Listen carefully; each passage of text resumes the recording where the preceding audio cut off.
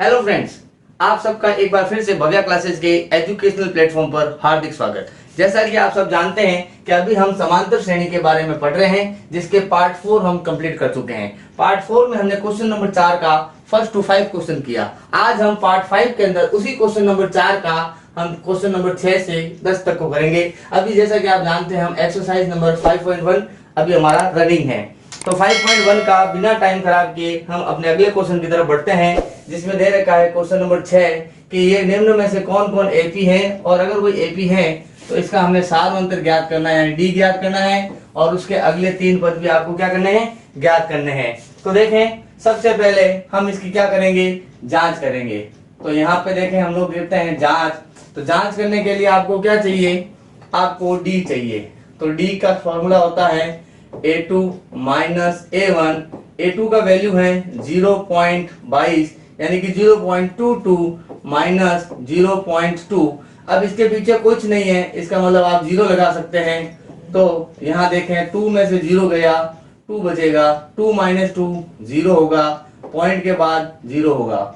अब निकालेंगे D2, जो कि आपका क्या होगा, ये आपका हो गया A1, ये हो गया A2, ये हो गया A3 और ये हो गया A4। तो D2 का मान होता है A3 माइनस A2।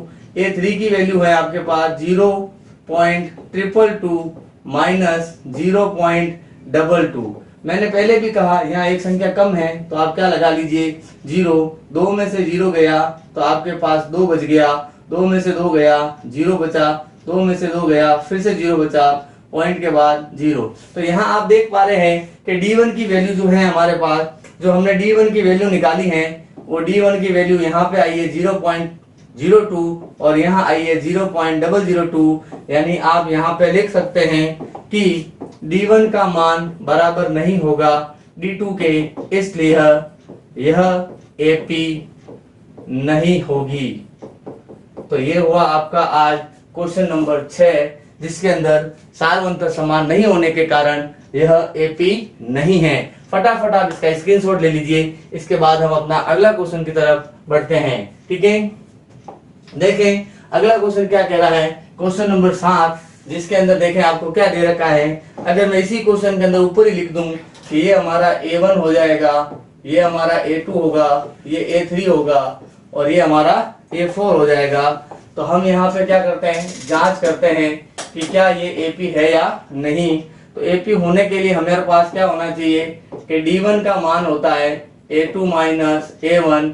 तो A2 की वैल्यू कितनी है आपके पास, माइनस का 4, फिर ये माइनस, और A1 का मान क्या है 0, यानी कि आपके पास कितना आया, माइनस का 4। फिर आप निकालेंगे D2, वो होता है A3 माइनस A2। A3 की वैल्यू आपको दे रखी है माइनस का 8, फिर माइनस A2 की वैल्यू भी आपके पास माइनस का 4, यानी माइनस का 8, ये माइनस और ये माइनस, यानी आपको मैं समझा दूं कि ये दोनों माइनस जो हैं, ये माइनस और ये माइनस आपका यहाँ पे क्या हो रहा है, प्लस हो जाएगा। तो यहाँ हमारे पास क्या रहेगा, माइनस माइनस प्लस, 8 में से 4 गया, 4 बचा, 8 बड़ा है इसलिए क्या हो जाएगा, इस तरह से। फिर हम निकालते हैं, यहाँ पे देखें D3 बराबर वो होगा A4 माइनस A3। A4 की वैल्यू है माइनस के 12। अब जैसे आपको पता है पहले से माइनस का था तो प्लस हुआ, तो इसको हम पहले से ही क्या कर देते हैं, 8 लिख देंगे प्लस का। 12 में से 8 गया, आपके पास माइनस का 4। तो आप लोग लिख सकते हैं क्योंकि D1 बराबर है D2 के, वो बराबर है D3 के। इसका मतलब क्या हुआ कि यह आपके क्या हो जाएगी, AP होगा, यह AP होगा। ठीक है, यहाँ तक कोई डाउट आपको, तो यह आपके क्या हो जाएगा, एपी हो जाएगा। अगर एपी है तो हमें इसके अपने क्या करने पड़ेंगे, अगले 3 पद भी ज्ञात करने पड़ेंगे। जैसे कि आप जानते हैं कि A1, A2, A3 और A4 हमें यहाँ पे दिया जा चुका है। इसका मतलब यहाँ हमें निकालना है A5, वो होता है A प्लस 4D। A की मान आपको दे रखी है 0 प्लस 4 इंटू D का वैल्यू हमने निकाला है माइनस का 4, यानी कि 0 प्लस माइनस बाद में कर लेंगे। यहाँ पे प्लस माइनस क्या हुआ, माइनस, 4 को 4 से मल्टीप्लाई किया, कितना आया 16, यानी कि आपके पास इसकी वैल्यू आई माइनस का 16। अगर आप A6 निकालते हैं तो A प्लस 5D आपको लिखना पड़ता है। तो A की वैल्यू आपके पास फिर से क्या है 0 ये 5 इंटू डी की वैल्यू हमारे पास माइनस का 4 है, यानी 0 की कोई वैल्यू नहीं। 4 को 5 से गुणा कर दीजिए तो 20 आ जाएगा। इसी तरह से यहाँ पे हम लोग निकालेंगे A7, जिसे हम अपनी भाषा में लिखते हैं A प्लस 6D। A की वैल्यू 0 प्लस 6 इंटू डी की वैल्यू आपके पास है माइनस का 4, यानी कि 0 प्लस यहाँ हो जाएगा माइनस का 24, प्लस माइनस माइनस, और इसकी वैल्यू आई हमारे पास कितनी, माइनस का 24। यानी इन तीनों क्वेश्चन के अंदर आपने दो चीजों के मान निकाल लिए। एक क्या निकाला, एक तो आपने यहाँ पे सारवंत निकाला जो कि आपका कितना आया 4, उसके बाद आपने पहला पद, दूसरा पद और तीसरा पद, आगे के 3 पद हमने कंटिन्यू यहाँ पे निकाले। ठीक है, तो इसका आप स्क्रीनशॉट लीजिए या फिर आप साथ साथ में पेन कॉपी पेंसिल लेके बैठे और साथ साथ में इसको पॉज करके रोकते हैं और उसके बाद लिखते रहिए। बढ़ते हैं हम अगले प्रश्न की तरफ। क्या कह रहा है, निम्नलिखित में से वापस वही है, कौन एपी है। तो देखें, हम इसको मान लेते हैं कि ये हमारा A1 है, ये A2 है, ये A3 है और ये A4 है। तो देखो इसमें कैसे होगा, हमने यहाँ पे लिखा, जैसे यहाँ पे लिखा, हम यहाँ जांच करेंगे। तो जांच में क्या होगा भैया, जांच करने के लिए आपको चाहिए D1 का मान। D1 का मान होता है A2 माइनस A1।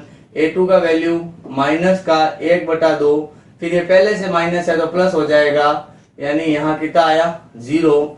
फिर D2 निकालेंगे, वो होता है A3 माइनस A2।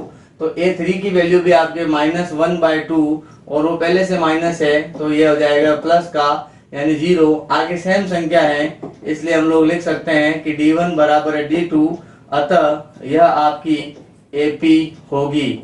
अगर ये AP है तो 100% आपको यहाँ पे आगे के 4 पद निकालने हैं, यानी A5 होता है A प्लस 4D। A का मान आपके पास कितना हुआ, A प्लस 4D का मतलब हो गया आपके पास A की वैल्यू हुई आपके पास क्या, माइनस का 1/2 प्लस 4 इंटू डी की वैल्यू 0। तो क्या हुआ, माइनस का 1/2 प्लस 4 को 0 से मल्टीप्लाई किया तो 0 हो गया, यानी आपके पास बचा माइनस का 1/2। A6 की वैल्यू क्या होगी, A प्लस 5D। A की वैल्यू क्या है, माइनस का 1/2 प्लस 5 इंटू 0, यानी ये भी आपके पास कितना आएगा, -1/2। फिर अगर आप A7 की वैल्यू निकालते हैं तो A प्लस 6D। A की वैल्यू है माइनस का 1/2 प्लस 6 इंटू 0। 6 को 0 से मल्टीप्लाई किया तो 0 आ जाएगा, यानी कि A7 की वैल्यू भी अपने पास क्या आई, माइनस का 1/2। तो ये अपना क्वेश्चन नंबर 8 भी हमने यहाँ पे कंप्लीट कर लिया है। हम बढ़ेंगे अब अगले प्रश्न की तरफ, जब तक आप इसका स्क्रीनशॉट ले लीजिए, उसके बाद हम अपना अगला प्रश्न करते हैं। देखें क्या है अगला प्रश्न, आपके पास बहुत ही सिंपल क्वेश्चन दे रखा है। देखें क्या दे रखा है आपको पास, अगले क्वेश्चन के अंदर हम मान लेते हैं एक हमारा A1 है, ये A2 है, ये A3 है और ये A4 है। तो देखें जांच करें एक बार, जांच के अंदर आएगा कि है या नहीं। तो D1 की वैल्यू होती है A2 माइनस A1, ये हुआ 3 माइनस 1, यहाँ आया आपके पास 2। फिर आपने निकाला D2 यानी कि A3 माइनस A2। A3 की वैल्यू हुई आपके पास क्या, 9 माइनस 3 यानी कि 6। तो आपने पाया यहाँ पे, आपने क्या पाया कि D1 not equal to D2, यानी यह AP नहीं होगी, यह AP नहीं होगी। यहीं पे इस क्वेश्चन को हम समाप्त कर देंगे, यानी कि हम जब हमारा D1 और D2 आपस में समान ही नहीं है तो हम उसको आगे की तरफ जाके सॉल्व नहीं करते हैं। ठीक है, फिर बढ़ते हैं हम अपने अगले प्रश्न की तरफ। अगर किसी ने स्क्रीनशॉट नहीं लिया हो तो पहले इसका स्क्रीनशॉट ले लीजिए, उसके बाद हम आगे बढ़ते हैं। देखते हैं अगला क्वेश्चन क्या दे रखा है हमारे पास। बहुत ही सिंपल क्वेश्चन है, इस बार आपको अल्फाबेट साथ में दिए गए हैं, यानी कि अगर मैं इसको A मानता हूं, वैसे भी मेरे सबसे पहले A दे रखा है, इसको मैंने माना A1, ये A2, A3 और ये हो गया A4। जब आप इसको सॉल्व करेंगे तो आप पाएंगे कि AP है या नहीं। तो D1 क्या होता है, A2 माइनस A1। A2 का वैल्यू क्या हुआ, 2A और इसका वैल्यू हुआ A। 2A में से A के जाएगा तो A बचेगा। उसी प्रकार D2 की वैल्यू क्या होती है, D2 की वैल्यू होती है A3 माइनस A2। A3 की वैल्यू है आपके पास 3A और इसकी वैल्यू है A2, यानी इसमें से भी घटाएंगे तो A आएगा। फिर D3 निकालेंगे जो होता है A4 माइनस A3। A4 की वैल्यू 4A और इसकी वैल्यू 3A। 4A में से 3A गया तो 1 बचा, यानी कि D1 बराबर है D2 के बराबर है D3 के, यानी ये आपका AP होगा।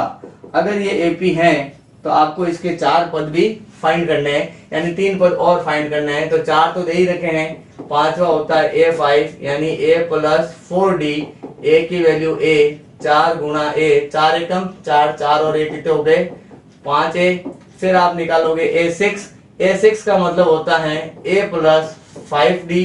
A आपका A ही है और 5 इंटू D की वैल्यू भी A, 5 एकम 5, 5 और 1 मिलके कितने हो गए, ये हो गया 6A। फिर होगा A7 यानी A प्लस 6D। A की वैल्यू क्या दे रखी है आपको A और 6 इंटू A, यानी ये हो जाएगा आपका 7A। ये तीनों ही आपके यहाँ पे क्या हो गए आंसर। जैसा कि आपने देखा आज हमने क्वेश्चन नंबर 4 के 5 से लेके 6 तक के सारे क्वेश्चन हमने यहाँ पे सॉल्व किए। 10 क्वेश्चन अपने कंप्लीट हो चुके हैं। जैसा कि आपको पता है इसमें 1 to लेके 15 तक क्वेश्चन दे रखे हैं, तो हमने 1 से लेके 10 क्वेश्चन यहाँ पे आज सॉल्व कर लिए हैं। बचे हुए 5 क्वेश्चन हम नेक्स्ट वीडियो के अंदर हम सॉल्व कर लेंगे। जब तक उम्मीद करता हूँ कि आप सब लोग इसको बहुत ही अच्छे तरीके से रिवाइज करेंगे, और अगर किसी भी प्रकार का कोई डाउट होगा तो आप मुझे बेहिचक आराम से कभी भी पूछ सकते हैं। चाहे आप कमेंट्स कर सकते हैं या फिर मुझे आप किसी भी तरह से सूचना पहुंचाएं कि मेरे को ये क्वेश्चन समझ में नहीं आया, तो मैं आपको उसको वापस रिपीट कर दूंगा। ठीक है, तब तक के लिए जय हिंद, जय भारत। मिलते हैं अगले वीडियो में।